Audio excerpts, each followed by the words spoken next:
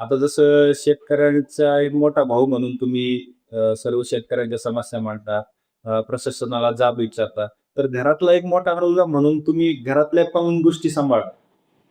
मुळातच शेतकऱ्यांचा मोठा भाऊ मी नाही होऊ शकत. शेतकऱ्यांचे प्रश्न मांडणारा एक शेतकऱ्याचा, सर्वसामान्य शेतकऱ्याचा पोरगा आहे.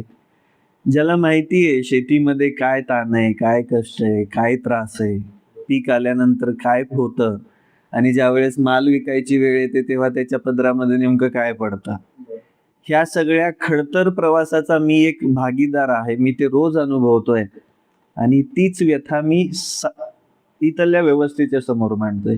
त्यामुळे शेतकऱ्यांचा मोठा भाऊ तर नाही, बट एक सर्वसामान्य शेतकऱ्याचा एक शेतकरी पुत्र, हेच तुम्ही म्हणू शकता. घरच्यांबद्दल काय? माझ्या घरी माझे आई वडील आहे, लहाना भाऊ आहे, मला 2 बहिणी आहेत. दोन्ही बहिणींची लग्न झालेली आहेत.